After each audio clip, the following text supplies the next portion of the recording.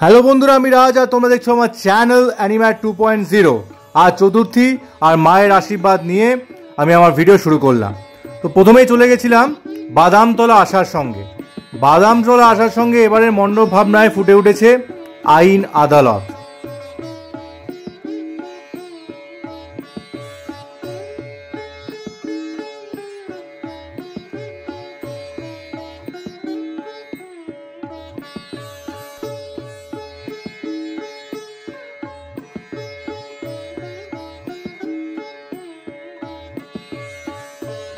বন্ধুগণ, আশা করি তোমরা দেখতে পাচ্ছ ওই যে বিচারপতি যখন অর্ডার বলে সেই জিনিসটাকে খুব সুন্দরভাবে ফুটিয়ে তুলেছে এখানে গোটা মণ্ডপ ভাবনার মাধ্যমে। কথা না বাড়িয়ে বাদামতলা আসার সঙ্গের যে প্রতিমা সেটি তোমাদের সামনে আমি তুলে ধরলাম, তোমরা দেখে নাও।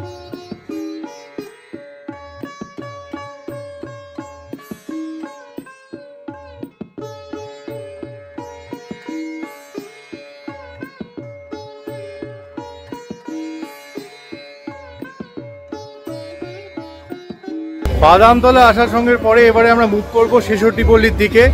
ওদের কনসেপ্ট হচ্ছে থাইয়াম ডান্স, কেরালা থাইয়াম ডান্সের উপরে ওরা করেছে। তো চলো এবার দেখি মণ্ডপ সজ্জা কত সুন্দরভাবে ওরা তুলে ধরেছে। তোমরা অনেকেই থাইয়াম ডান্সটাকে কান্তারা মুভির সাথে রিলেট করছো। এ বিষয়ে বলে রাখি যে কান্তারা মুভিতে যে ডান্স ফর্মটা ইউজ করা হয়েছিল তার নাম ছিল ভূতাকোলা, সেটা কর্ণাটকায় পারফর্ম করা হয়। আর থাইয়াম ডান্স কিন্তু কেরালার ডান্স ফর্ম। যাই হোক, আমি ছোট ছোট স্নিপেটসে তুলে ধরছি এই ডান্স ফর্মটা। একটা গোটা ভিডিও আমি থাইয়াম ডান্স নিয়ে আপলোড করবো, যেটা পারফরমেন্সটা এখানে হয়েছিল সেটা নিয়ে, যেটা একটা আলাদা ভিডিওতে আপলোড করবো। আপাতত তোমরা দেখে নাও এখানকার মণ্ডপ সজ্জা, প্রতিমা এবং ছোট একটা স্নিপেটসে আমি থাইয়াম ডান্সের পারফরমেন্সটা এখানে দেখাচ্ছি, দেখে নাও তোমরা। যিনি নাচবেন তিনি আস্তে আস্তে তৈরি হচ্ছেন।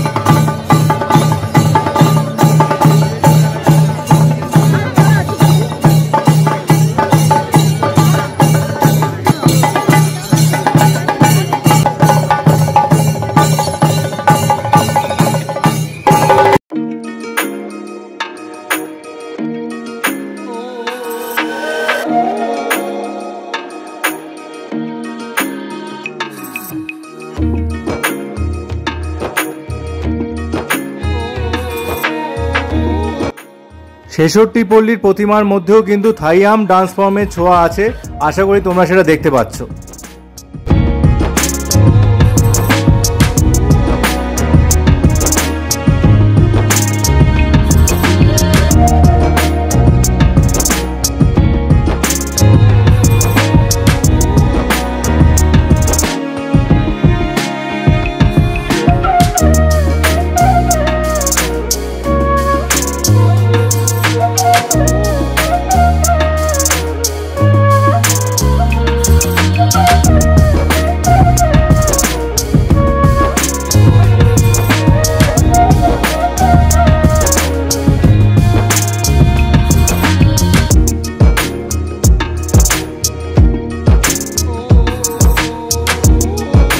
যদি তোমরা বাদামতলা আসার সঙ্গে দেখতে আসো তাহলে একসাথে একটা রোডে কভার করবে। বাদামতলার পরে ছেষট্টিপল্লি, তারপরে নেপাল ভট্টাচার্য স্ট্রিট একসাথে কভার করবে।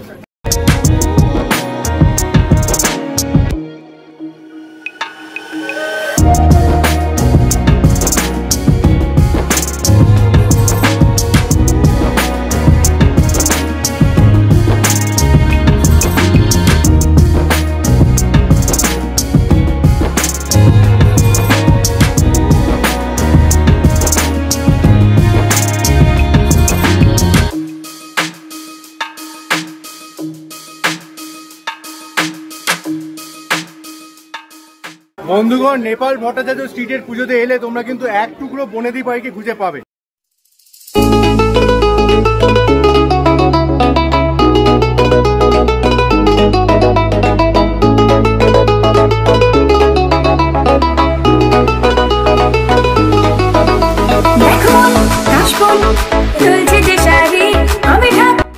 তোমরা একটা জিনিস লক্ষ্য করেছো, অসুরকে এখানে ডাকাত হিসাবে ডেপিক্ট করা হয়েছে।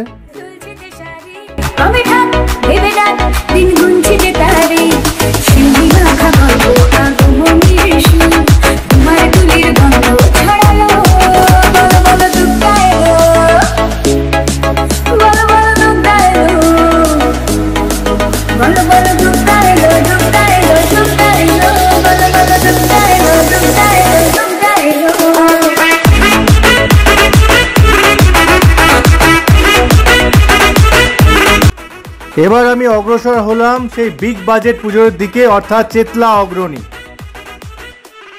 চতুর্থীর সন্ধে এখন, আর চেতলা অগ্রণী ক্লাবের সামনে জনপ্লাবন চলে এসছে। তো ওরা করেছে 3 কোটি রুদ্রাক্ষ দিয়ে পুরো মণ্ডপ সজ্জা।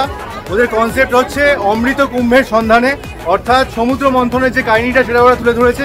তো চলো মণ্ডপ ভাবনা কিভাবে সেটা ফুটে তুলেছে সেটা আমি দেখবো এবার।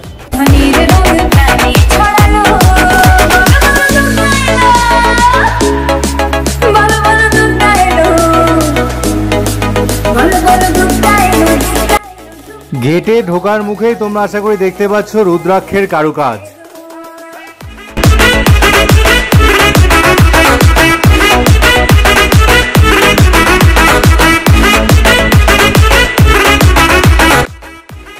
সমুদ্র মন্থনের সময় কিন্তু বাসুকি নাগের ব্যবহার করা হয়েছিল, যাতে কিনা বিষ অর্থাৎ হলাহল উৎপাদিত হয়। সেটিকে কণ্ঠে ধারণ করেন স্বয়ং মহাদেব। তার জন্য এই সমুদ্র মন্থন কাহিনীতে শিবলিঙ্গ কিন্তু একটা ইনসেপারেবল পার্ট, সেটা এখানে দেখানো হয়েছে খুব সুন্দরভাবে।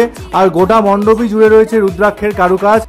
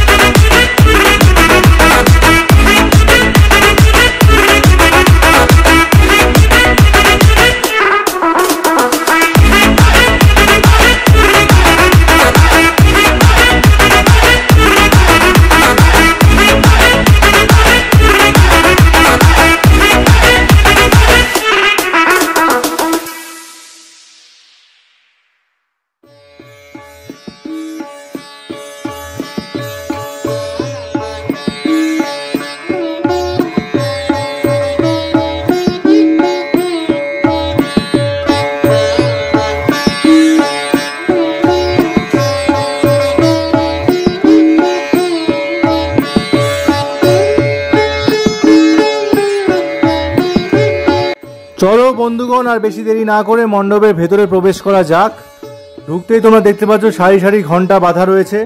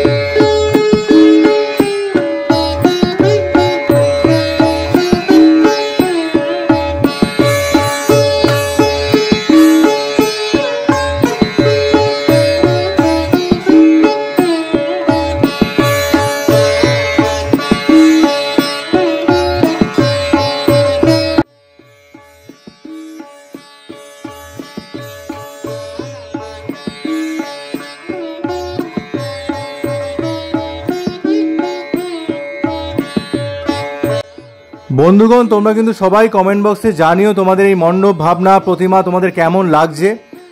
আমি একটা কথা বলতে চাই, যারা বিভিন্ন ব্যস্ততার কারণে মণ্ডপে যেতে পারছো না, ঠাকুর দেখতে পাচ্ছ না আর কি, পূজা পরিক্রমা করতে পারছো না, তাদের জন্য আমি আমার চ্যানেলে এই পূজা পরিক্রমা ফুটিয়ে তুলছি।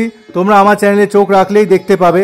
তাই আমার বিনীত অনুরোধ, তোমরা একটু আমার চ্যানেলটাকে সাপোর্ট করো, তোমরা একটু লাইক শেয়ার করে দাও। আর যারা চ্যানেলে নতুন তারা প্লিজ চ্যানেলটাকে সাবস্ক্রাইব করে নিও, বন্ধুদের সাথে বিভিন্ন বন্ধুদের সাথে শেয়ার করো, যাতে তারাও দেখতে পায়, আমার এই প্রয়াসটা তাদের কাছেও পৌঁছয়। এইটুকুনি আমার বিনীত অনুরোধ তোমাদের সকলের কাছে।